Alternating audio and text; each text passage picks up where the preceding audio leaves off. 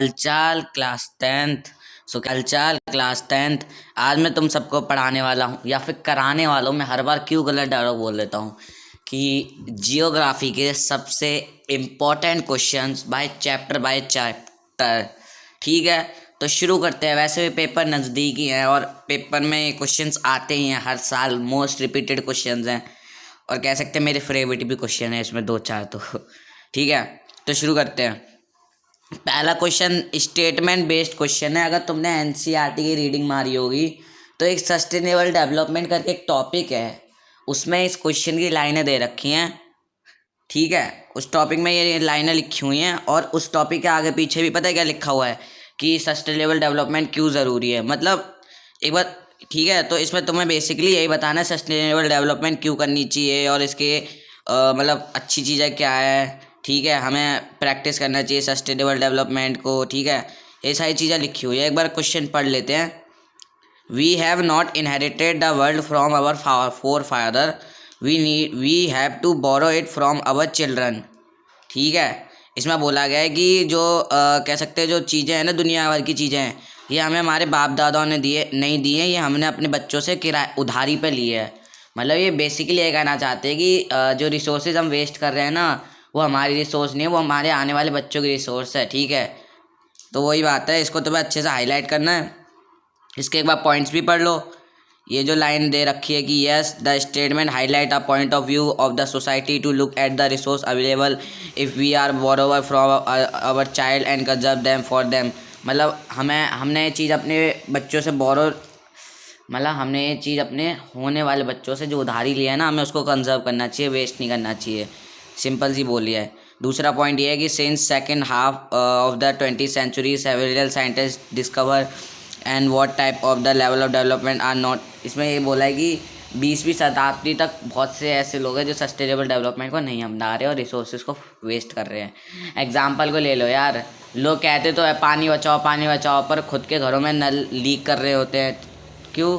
एक लाइन है कि जो बंदा छोटा कदम उठाता है ना, वो छोटा कदम नहीं होता, क्योंकि वो एक नई सोच को उठाता है। मतलब अगर तुम एक छोटी सी शुरुआत करो ना पानी को बचा के, तो वही शुरुआत जब है ना 1500 लोग करेंगे ना, जब 1000 लोग करेंगे, तो वो शुरुआत छोटी नहीं रहेगी, तब तुम कितना लीटर पानी बचा लोगे। तो यही बोला गया है इसमें। ठीक है, we need to practise sustainable development because development that. और इसमें पता है क्या बोला गया है, सस्टेनेबल डेवलपमेंट की डेफिनेशन बता दिया। मतलब सिंपल सा बात है, इसमें सस्टेनेबल डेवलपमेंट के बारे में बताना था इस क्वेश्चन में। तुम ये भी लिख सकते हो सस्टेनेबल डेवलपमेंट क्यों इंपॉर्टेंट है बाय आवर मेमोनिक। ठीक है, कि resources are limited and we need to कह सकते हैं resource sustainable development gives the best use of natural resource. और एक पॉइंट तुम ये भी लिख सकते हो कि है ना it's give the long term solution and it emphasis the quality of life. ये चीज़ें लिख दोगे ना तो एग्जाम में ना खुश हो जाएगा। ठीक है, ये चीज़ें मैंने एनसीईआरटी की बार रीडिंग मारी है ना, तो मेरे को याद है। तुम भी एनसीईआरटी की रीडिंग मारो, नोट्स वगैरह मत लो। तुम अगर पीवाईक्यू भी नहीं करोगे ना, तब भी अगर चले जाओगे ना बिना पीवाईक्यू करे भी, तो भी तुम आराम से अच्छे नंबर ला सकते हो अगर तुमने एनसीईआरटी को अच्छे से कर रखा है, क्योंकि सारा क्वेश्चन उठ के आता है एनसीईआरटी से ही है। अब अगला क्वेश्चन देख लो। ये क्वेश्चन पता है क्या, यहाँ पे तो दे रखा है 3 नंबर का, लेकिन पेपर में एमसीक्यू में पूछा जा रहा है, क्योंकि ये टॉपिक उतना वो नहीं है, इम्पोर्टेंट है लेकिन उतना ज़्यादा नहीं है। लेकिन तुम्हारे में पूछ सकता है कि describe the different step of resource planning. ठीक है, तो तुम बता देना कि सबसे पहले रिसोर्सेज को देखा जाता है, फिर देखा जाता है कि कौन सी टेक्नोलॉजी को हम यूज़ करें, और फिर उस रिसोर्सेज को नेशनल डेवलपमेंट प्लान के साथ मैच किया जाता है। ये चीज़ें तुम लिख लोगे। अगर 3 नंबर में भी आ गया तो भी स्टेप याद कर लेना, नहीं तो एमसीक्यू में तो तुम बता ही दोगे। ठीक है, तो इस चैप्टर से बेसिकली यही कुछ क्वेश्चंस हैं जो इम्पोर्टेंट हैं, जो आ सकते हैं। एक टॉपिक इसमें सॉइल वाला नहीं डाला है, क्योंकि देखो सॉइल वाले टॉपिक से कभी भी 2 नंबर का क्वेश्चन नहीं आता, बहुत कम है, क्योंकि ये जो टॉपिक है ना उसमें एमसीक्यू टाइप में क्वेश्चन बहुत ज़्यादा आते हैं सॉइल वाले से। हाँ, एक टॉपिक डेवलपमेंट वाला है कि हाउ डेवलपमेंट प्रोमिसेस वाला कुछ है टॉपिक। ठीक है, वो याद कर लेना तुम। अच्छा नहीं, वो तो इको का है, ईगो का है। इसमें तुम इस सॉइल वाला टॉपिक फिर भी याद कर लेना, इजी है। मैंने वीडियो भी बना रखी है सॉइल के को याद करने की ट्रिक से, कि एक निमोनिक था आयरन मैन को कॉफ़ी पसंद है, और एक और निमोनिक मैंने बनाए थे, बहुत बढ़िया तरीके से याद कराया मैंने सॉइल वाला टॉपिक, तुम पढ़ लेना, दिल खुश हो जाएगा। ठीक है, और बात करते हैं अगले चैप्टर से, forest and wild life resource. अब देखो पहला क्वेश्चन ही बहुत ज़्यादा मस्त है, स्टेटमेंट बेस्ड। देखो भाई मैं कह रहा हूँ ना, ये स्टेटमेंट बेस्ड सारे क्वेश्चन एनसीईआरटी से होते हैं, तुम एनसीईआरटी को पढ़ लो यार, तुम टॉप मार लोगे। पहला ही क्वेश्चन है, the destruction of biodiversity is highly correlated with the loss of cultural diversity. सही बात है भाई, इसके ऊपर 4 पॉइंट्स लिखने हैं। बेसिकली जो फॉरेस्ट का डिफॉरेस्टेशन हो रहा है ना, उसके बारे में लिखना है यार, कि इससे क्या क्या चीज़ें हो रही हैं हमारे इन्वायरमेंट पे, जो है ना कह सकते हैं जो ट्राइबल कम्युनिटी है उसका नुकसान हो रहा है, जो गरीब बंदे हैं, वुमेन्स हैं, इन सब पे भी इफ़ेक्ट पड़ रहा है। क्योंकि बेसिकली अब तुम जानते हो ना भाई क्या होता है, बेसिकली भाई जब रिसोर्सेज ही सारी ख़त्म हो रही हैं तो इन्वायरमेंट में अच्छी हवा नहीं पहुंच पा रही है, क्योंकि पेड़ वगैरह कट रहे हैं ना। तो तुम जानते हो पॉल्यूशन कितना है दिल्ली का, डिग्रेडेशन हो रहा है, सॉइल डिग्रेडेशन सबसे इम्पॉर्टेंट है।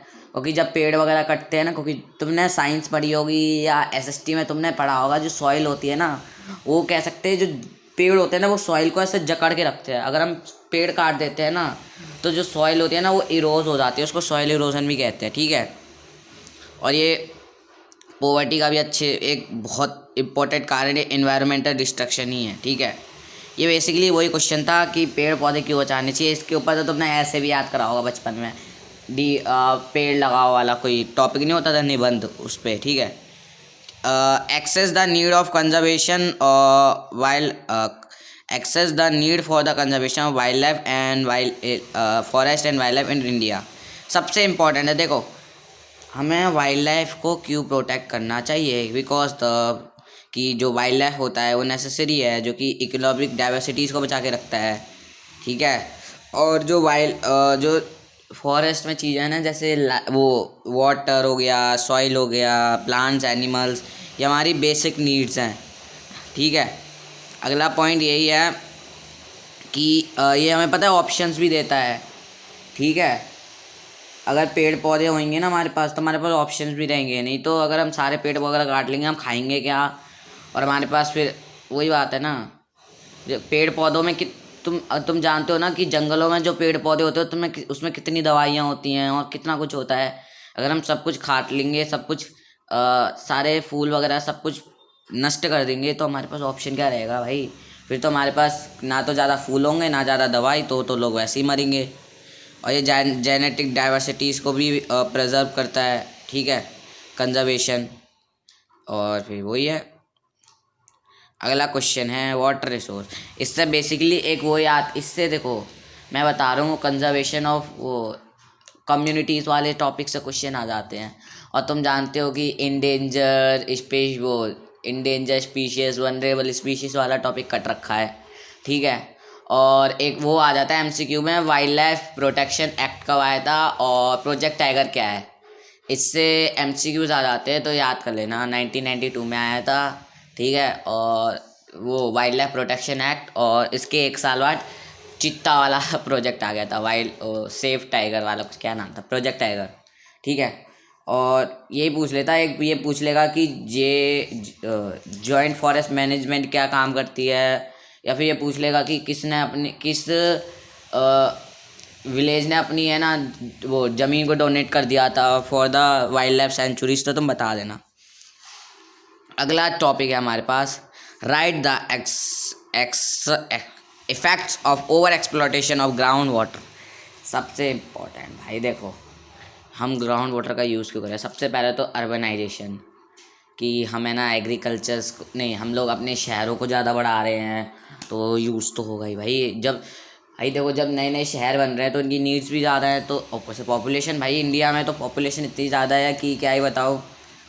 ठीक है, और ये एक और एग्जांपल है एग्रीकल्चर और इरिगेशन। एग्रीकल्चर है तो इरिगेशन तो प्राण निकाल देंगे ग्राउंड वाटर के। ठीक है, और डोमेस्टिक यूज़ में भी ग्राउंड वाटर यूज़ हो रहा है। ठीक है, तो यही चीज़ें तुम लिखनी है यार, छोटी छोटी चीज़ें हैं। ठीक है, और हमारी वाटर साइकिल तो वैसे ही उतनी ज़्यादा सही नहीं है। अब देखो, what are the social consequences of multi project dams. ठीक है, कंसिक्वेंसेस मतलब कह सकते हैं बुराई करनी है हमें।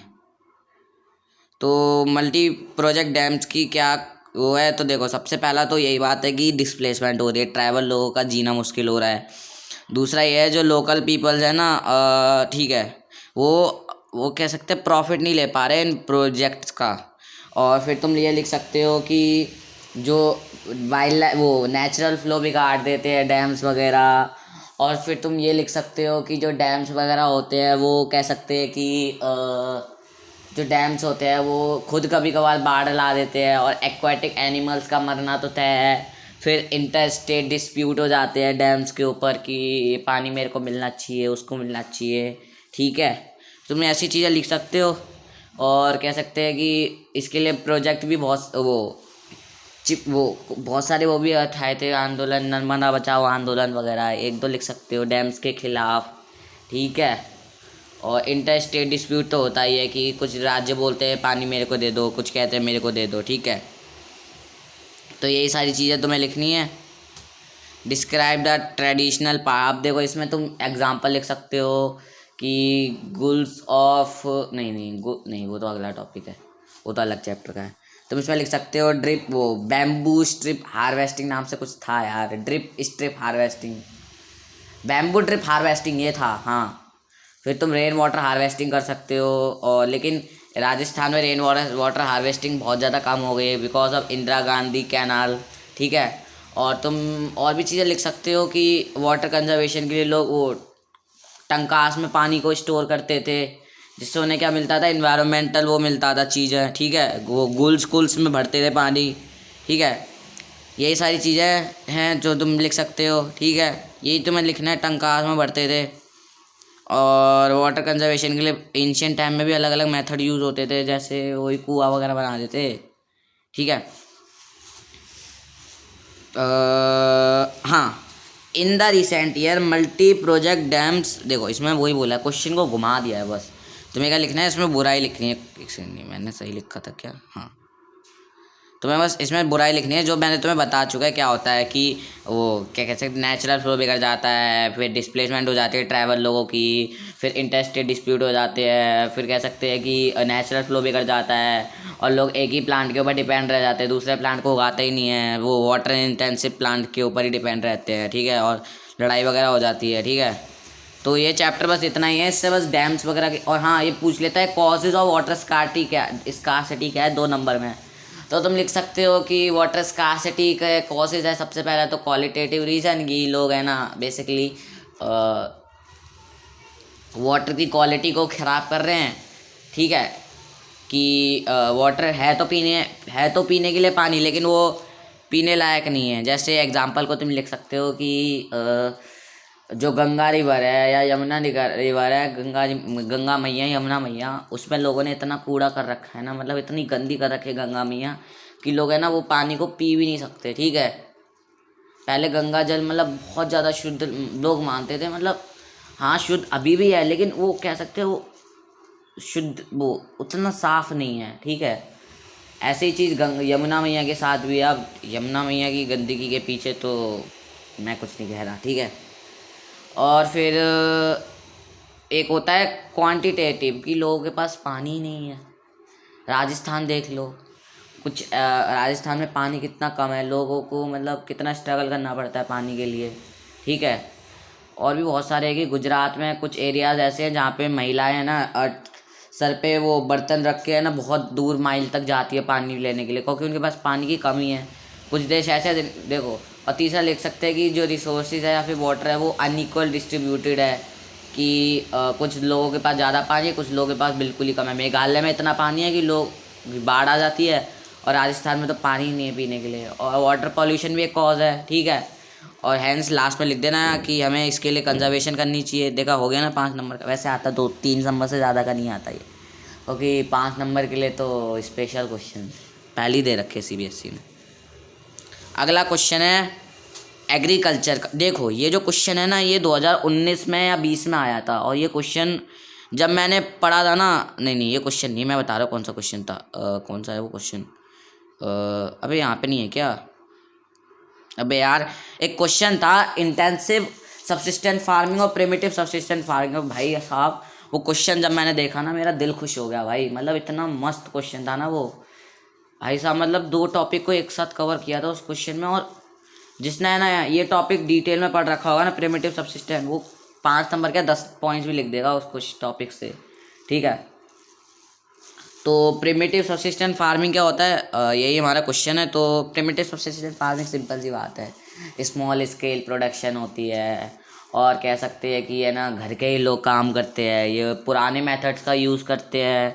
ये है ना, कह सकते हैं फर्टिलाइजर्स का यूज़ नहीं करते, ये मॉनसून के ऊपर डिपेंड रहते हैं। ठीक है, ये चीज़ें तुम्हें लिखनी है। इसके वो एग्जाम्पल तुम लिख सकते हो, वही कौन सा, स्लैश एंड बर्न। वैसे इसके ऊपर भी 2 नंबर का क्वेश्चन पूछ लेते हैं, what is slash and burn and कुछ देशों में क्या बोलते हैं। तुम ज़्यादा नहीं, 3-4 स्टेट के नाम याद कर लेना, बस काफ़ी है। और इंटेंसिव सब्सिस्टेंट फार्मिंग क्या होता है कि ये जो होते हैं ना, इसमें फर्टिलाइजर्स वगैरह का यूज़ करते हैं, इसमें हाई प्रोडक्शन रहते हैं। क्यों? क्योंकि पॉपुलेशन ज़्यादा है और लोग कम है, तो बस इसके लिए मतलब लार्ज स्केल प्रोडक्शन रहता है। और फर्टिलाइजर्स का मॉडर्न मेथड्स का यूज़ करते हैं। ठीक है, इसमें वर्कर्स भी ज़्यादा लगते हैं। और ठीक है, यही सारी चीज़ें तुम्हें लिखनी है। तो यही आया था क्वेश्चन। ओके, मैंने ये क्वेश्चन ही बता दिया ही। तो यही सारे पॉइंट्स है, सारे पॉइंट्स मैंने कवर कर लिए। ठीक है, एक पॉइंट ये भी है, जब फर्टिलिटी, देखो जो फार्मर्स होते हैं ना, जब किसी सॉइल की फर्टिलिटी कम हो जाती है ना, तो फार्मर्स दूसरी जगह शिफ्ट हो जाते हैं। तो तुम तो बोलोगे ये तो गद्दारी है सॉइल के साथ कि यूज़ करके छोड़ दिया ये सॉइल तो सॉरी सॉरी सॉरी सॉरी, लेकिन ऐसा नहीं है। क्यों? क्योंकि जो नेचर होता है ना, उसके पास पावर होती है कि वो सॉइल से फर्टिलिटी ले तो लेता है, बाद में सॉइल है रोने वाला जिद्दी बच्चा, वो फिर रोने लगता है। तो फिर नेचर वो कहता है ठीक है यार, तू ले ही ले अपनी फर्टिलिटी। जैसे बच्चे नहीं होते कि तुम मम्मी जब है ना बच्चों से खिलौने ले लेती है, तो बच्चे रोने लगते हैं, बहुत रोने लगते हैं कि हाँ। फिर थोड़ी देर बाद मम्मी खुद ही उन्हें उनके खिलौने वापस कर देती है। यही बात है। ठीक है, प्यारा क्वेश्चन था, बहुत सुंदर क्वेश्चन था, पूछ लेता है कभी कभार, तो इजी है वैसे ये। ठीक है, अगर तुम्हारी फैमिली को किसान होगा ना, तो तो तुम्हें पता होगा इस प्रिमिटिव सब्सिस्टेंट फार्मिंग क्या है। ठीक है, इनका मेन मोटिव प्रिमिटिव सब्सिस्टेंट फार्मिंग का पैसा नहीं होता, अपने परिवार का पेट भरना होता है। Agriculture has been the backbone of Indian economy. भाई बहुत मस्त क्वेश्चन है भाई, बहुत मस्त क्वेश्चन है भाई। भाई एक तो मैन्युफैक्चरिंग इंडस्ट्री वाला क्वेश्चन और ये एग्रीकल्चर वाला बहुत मस्त है। इसके ऊपर क्या लिखोगे बताओ? भाई देखो, सिंपल सी बात है, सबसे ज़्यादा एम्प्लॉयमेंट भी कौन देता है? एग्रीकल्चर। 2/3 लोग किसके ऊपर डिपेंड है? एग्रीकल्चर के ऊपर। ये एक प्राइमरी सेक्टर है जो क्या क्या देता है? हमें खाना देता है। ये रॉ मटेरियल्स देता है किसको? सेकेंडरी सेक्टर को। सेकेंडरी सेक्टर क्या करता है? वो टर्शरी सेक्टर को पहुंचाता है। मतलब ये कह सकते हैं फादर ही है ना एक तरह से। और कुछ ऐसे भी एग्रीकल्चर प्रोडक्ट होते हैं, टी कॉफ़ी, ये सब है ना फॉरेन एक्सचेंज में काम आते हैं। और ये कह सकते हैं पॉपुलर क्या कहते हैं, वही गरीबी वगैरह दूर करता है यार, थोड़ी सी एम्प्लॉयमेंट फैलाता है। क्योंकि इंडिया है इतना बड़ा देश, इसमें लोग कितने ही लोग डॉक्टर बन जाएंगे, कितने ही लोग टीचर बन जाएंगे। वैसे भी यहाँ पे एडमिशन की इतनी कमी है, लोगों का आईआईटी में सिलेक्शन नहीं हो रहा, भले उनके नंबर आए हैं ना आए। ठीक है, समझ पा रहे हो? हर कोई थोड़ा ना बन सकता है डॉक्टर या टीचर, उसके लिए स्ट्रगल भी बहुत ज़्यादा लगता है। और जो लोग नहीं पढ़ पाए वो लोग फिर है ना एग्रीकल्चर ही करते हैं, तो इसीलिए। ठीक है, और ये क्वेश्चन मेरे को बताने की ज़रूरत नहीं, क्योंकि ये क्वेश्चन बचपन से पढ़ते आ रहे हैं। राबी क्या है, खारिफ क्या है, 9th में पढ़ा था, हाँ साइंस का टॉपिक था। 8th में पढ़ा था, हाँ एसएसटी का टॉपिक था। 7th में पढ़ा था, हाँ ऐसा नहीं, 7th में हमने कुछ नहीं पढ़ा था तो ये तुम बता ही दोगे यार। और 10th में भी तुमने पढ़ा ये टॉपिक, राबी क्या है, खारिफ क्या है। राबी में बेसिकली गेहूँ वगैरह उगते हैं, खारिफ में बेसिकली चावल वगैरह उगते हैं। और ये तो बता ही दे रहा राबी वगैरह का कि ये उगता कब है, ये निकालते कब है। ये अक्टूबर से दिसंबर के बीच और निकालते हैं अप्रैल से जून के बीच। ये तो बता दोगे, तो शेर हो यार। व्हाट इज शेरवुडी कल्चर? शेरवुडी culture, okay, good question, he is a good question. शेरी कल्चर क्या होता है भाई? देखो थोड़ा सा हम भी थोड़ा, ठीक है, शेरी कल्चर क्या होता है? जो सिल्क वॉर्म्स की रियरिंग करते हैं ना, ताकि हमें सिल्क फाइबर मिल सके। उसको हम बोलते हैं शेरी कल्चर। अबे तुम्हें पता नहीं है, जो सिल्क वॉर्म्स होते हैं, वो कीड़े जो होते हैं, वो बेसिकली क्या करते हैं, वही तो सिल्क बनाते हैं। तो वो जो रेयरिंग करते हैं ना, रेयरिंग को हिंदी में क्या बोलते हैं मेरे को आता ही नहीं है यार, मेरी हिंदी बहुत ज़्यादा वीक है, इसलिए मेरे हिंदी में नंबर कम आ जाते हैं। हिंदी सुधारूंगा मैं, हिंदी की पाठशाला की क्लास लूँगा, ठीक है। आई होप तो तुम समझ पा रहे हो यार। और फिर तो भाई लिख दे रहा है कॉटन, जूट, हेम्प, ये सब क्या है, ये 4 मेजर प्रोड्यूसर है। कॉटन तो हमारी खुद का है यार, खुद से हमने बनाया, इंडियन लोगों का होम टाउन है, ठीक है। What is the most beverage crop of south India? भाई सब साउथ इंडिया में क्या, साउथ इंडिया मतलब क्या, अय्यर। अय्यर क्या पीता है? कॉफ़ी पीता है। तो साउथ इंडिया की क्या है चीज़? कॉफ़ी तो है, तभी तो वो बोलता रहता है अयो दया भाभी कॉफ़ी पिला दो, अयो बबीता दी कॉफ़ी पिला दो, ऐसी तो बोलता है यार जेठालाल में, वो तारक मेहता में। तो समझ जाना कॉफ़ी की प्रोडक्शन होती है। कॉफ़ी मतलब के से कॉफ़ी, के से कर्नाटक, के से केरला, ठीक है। तमिलनाडु में भी होती है प्रोडक्शन वैसे, और ये सब तुम बता ही दोगे, ठीक है। 4% टोटल प्रोड्यूस होती है कॉफ़ी, ठीक है। What is the India's position in regarding sugar cane production? Right the, देखो शुगर केन क्या है, देखो शुगर केन सिंपल सी बात है कि शुगर केन सिंपल सी बात है वो क्या कहते हैं, वो गन्ना। गन्ना हमारी यूपी के साइड में बहुत ज़्यादा मिलता है। मैं जब छोटा था ना, गन्ने के इतने खा जाता ना गन्ने, खासकर गन्ने का जो जूस पीता था ना, वो एकदम ओरिजिनल होता था। आजकल के नहीं कि पानी वगैरह डाल देते हैं और मतलब टेस्ट सारा बिगाड़ देते गन्ने का। हम एकदम ओरिजिनल जूस पीते थे, एकदम मीठा मीठा सा, दिल खुश हो जाता था। और पंजाब में भी तो गन्ने वगैरह उगते हैं भाई। देखो पंजाब में ना, तुमने अगर चैप्टर फर्स्ट पढ़ा होगा तुम्हें पता होगा कि जो पंजाब है उसमें लैंड डिग्रेडेशन किसके कारण होते हैं? ओवर इरीगेशन के कारण। और गन्ना को क्या चाहिए होता है? ज़्यादा पानी चाहिए होता है। तो इससे रिलेट करके लिख रहे ना कि पंजाब में भी वही उगते हैं गन्ने वगैरह, ठीक है। तो गन्ने के बारे में तुम लिख सकते हो कि ये पूरा साल लेते हैं उगने में, ठीक है। तभी बहुत कम मिलते हैं यार। उत्तर प्रदेश, महाराष्ट्र, वैसे पंजाब है और कर्नाटक है, ये सारी तुम लिख लेना, ठीक है। यूपी और पंजाब तो तुम्हें याद हो गए होंगे, बाकी सारे तो तमिलनाडु सिंपल सी बात है भाई, पानी के पास रहे तमिलनाडु।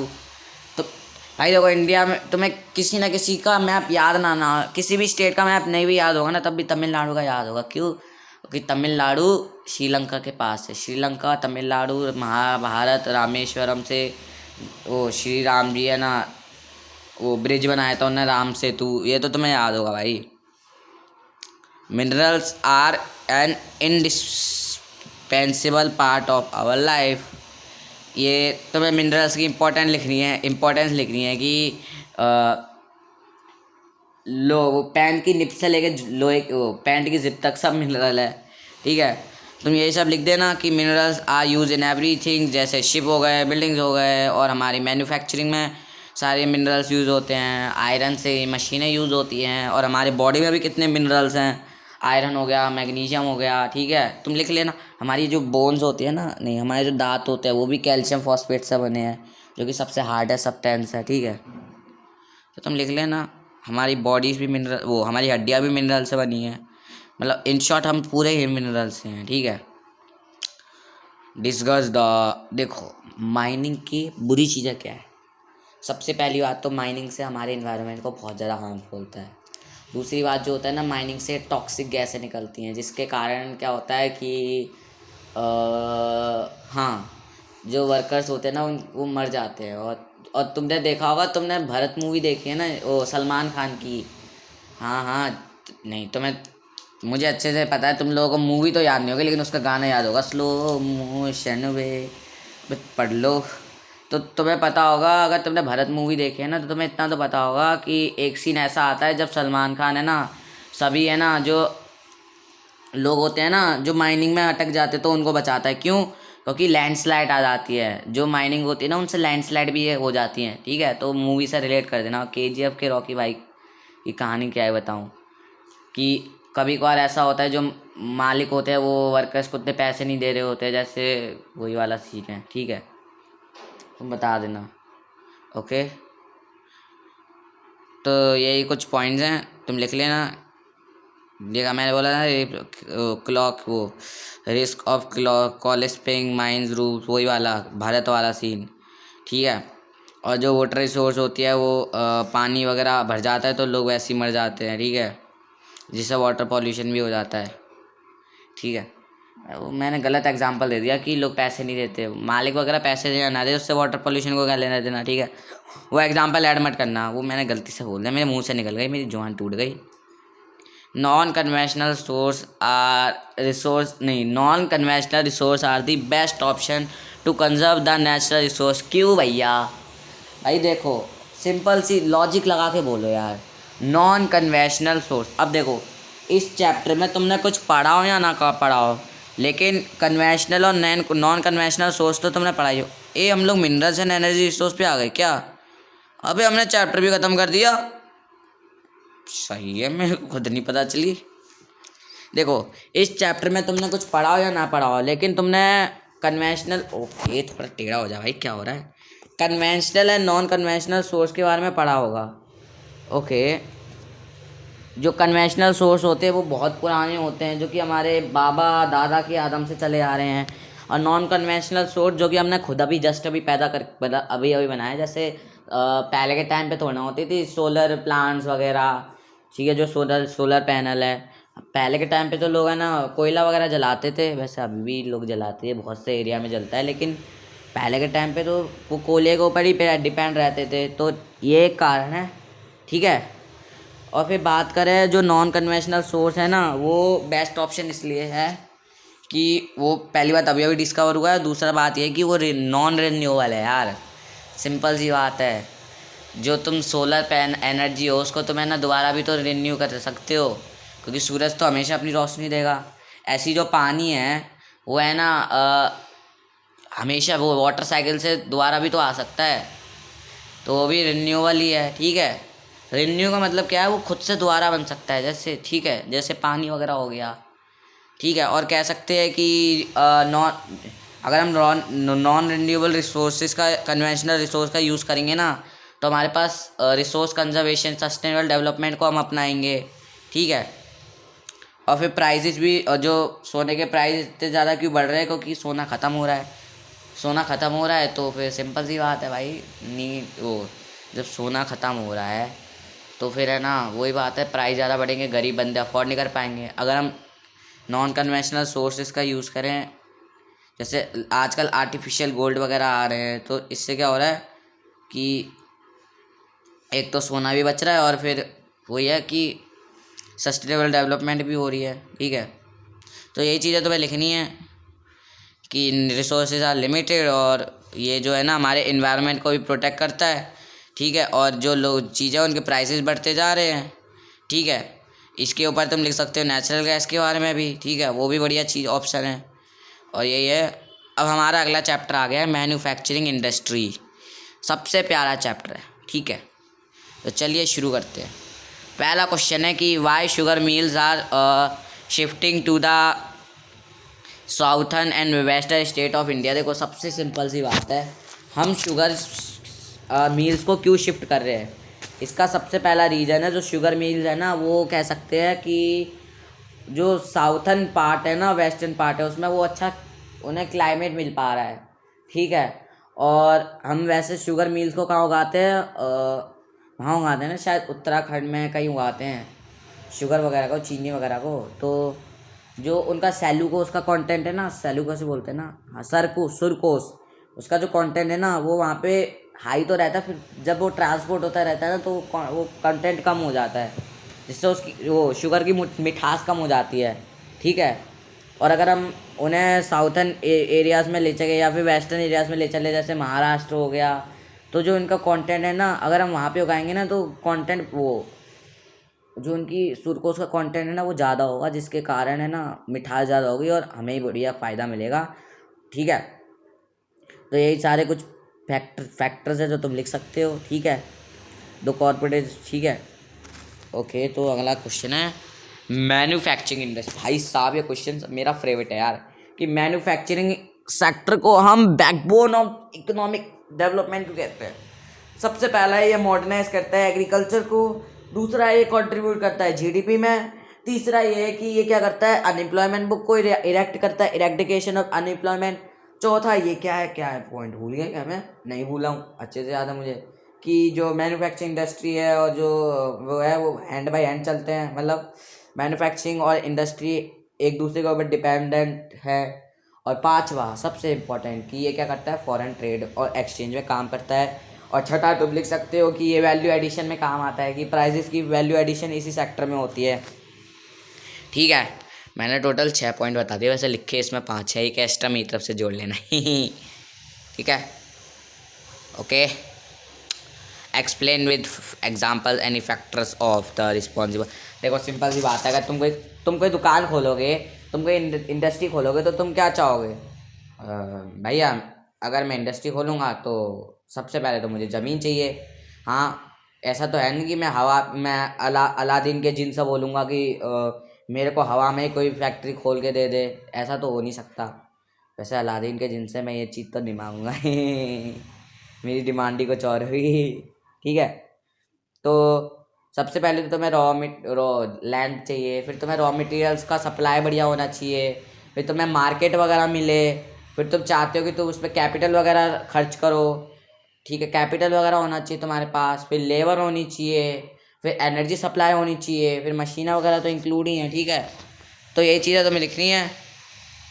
बैंकिंग वगैरह की फैसिलिटीज़ होनी चाहिए। वैसे कैपिटल हो, जब पैसे हो तो बैंक की क्या ज़रूरत।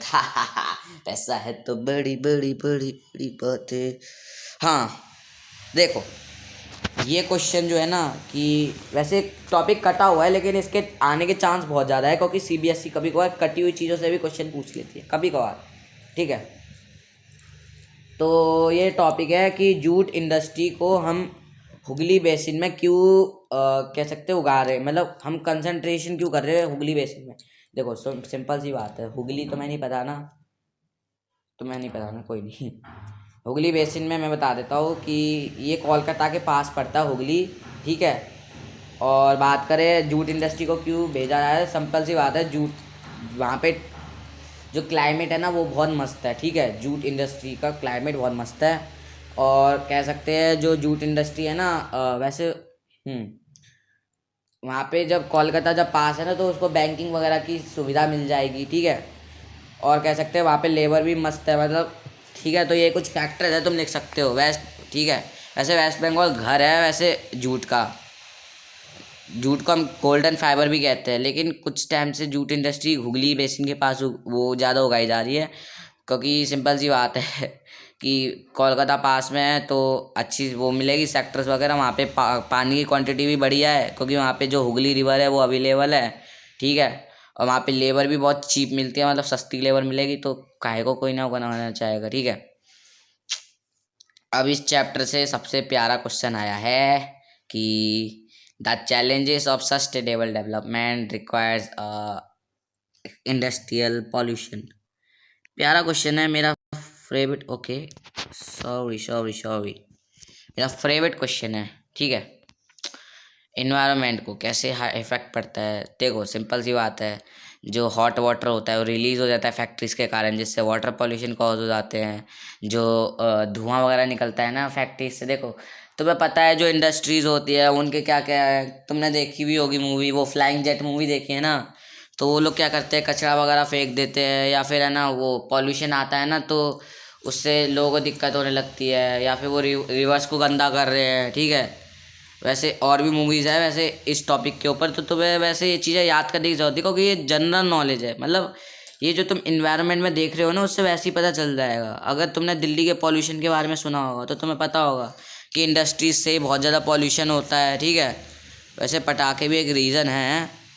ठीक है, हम ऐसी हालत कर रहे हैं पानी की कि वो ना तो रीयूज़ हो जाए ना रिसाइकिल हो पाए। ठीक है, तो यही चीज़ है।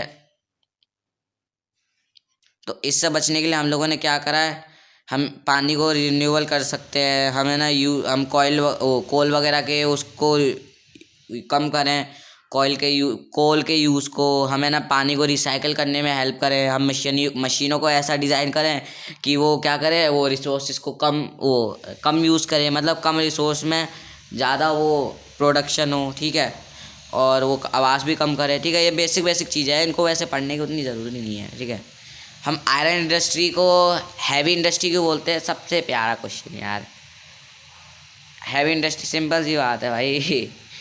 जो आयरन होता है वो हैवी होता है भाई, लॉजिक की बात है। हैवी इंडस्ट्री इसलिए कहते हैं क्योंकि जो रॉ मटेरियल होता है वो हैवी होता है भाई, लॉजिक है यार। ठीक है, ये जो फिनिश गुड होता है वो, ये भाई इसलिए ये बोला, ये जो आयरन होता है उसको हम हैवी इसलिए बोलते हैं क्योंकि रॉ मटेरियल हैवी है, जो प्रोडक्ट हमें मिलता है वो भी हैवी है, तो इसलिए हम इसे हैवी इंडस्ट्री बोलते हैं। ये क्वेश्चन आ गया ना तो सही होगा ऐसे। ठीक है, और भी लिख लेते हैं कि आयरन ओर जो होता है वो मेड अप प्रोड्यूसर होता है स्टील का। ठीक है, और जो ट्रांसपोर्टेशन कॉस्ट होती है रॉ मटेरियल्स की वो बहुत ज़्यादा ही महंगी होती है।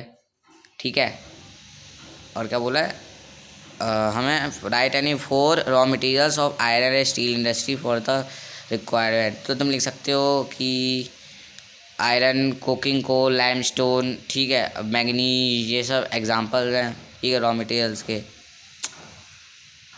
हाँ, वाइस टेक्सटाइल वैसे टॉपिक कटा हुआ है यार, मैंने पढ़ा तो था यार। कोई नहीं, पढ़ा देता हूँ, इसमें लिखा हुआ है तो मतलब नहीं कटा होगा। कि टेक्सटाइल इंडस्ट्री को लार्जेस्ट इंडस्ट्री क्यों कहते हैं? क्योंकि देखो ये बेरोजगारी को क्या करता है, ख़त्म करता है टेक्सटाइल इंडस्ट्री। दूसरा ये है, ये कंट्रीब्यूट करता है किसमें, जीडीपी में। ठीक है, और ये डाइवर्सिटीज़ को करता है मेंटेन, वो ये क्या कहते हैं, डाइवर्सिटीज़, ये कॉटन की डाइवर्सिटीज़ को बनाता है। ठीक है, ये सारी चीज़ें लिखी हुई है। इससे कुछ ये भी होता है कि मॉडर्नाइज करता है मशीनरीज को, ये स्किल डेवलपमेंट करता है। ठीक है, ये इम्प्रूवमेंट करता है इंफ्रास्ट्रक्चर में। ठीक है, और बात करें अगला क्वेश्चन की कि ये वैसे पढ़ा तो था हमने, अभी करा तो था कि क्या फैक्टर्स होने चाहिए इंडस्ट्रीज़ के, हैं करा तो था हमने कि रॉ मटेरियल्स मिलने चाहिए, मार्केट मिलना चाहिए, ट्रांसपोर्टेशन मिलना चाहिए, लेबर मिलना चाहिए, कैपिटल मिलना चाहिए, करा तो था।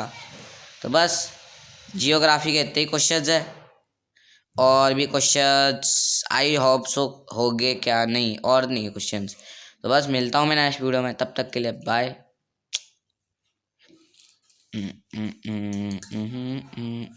बाय।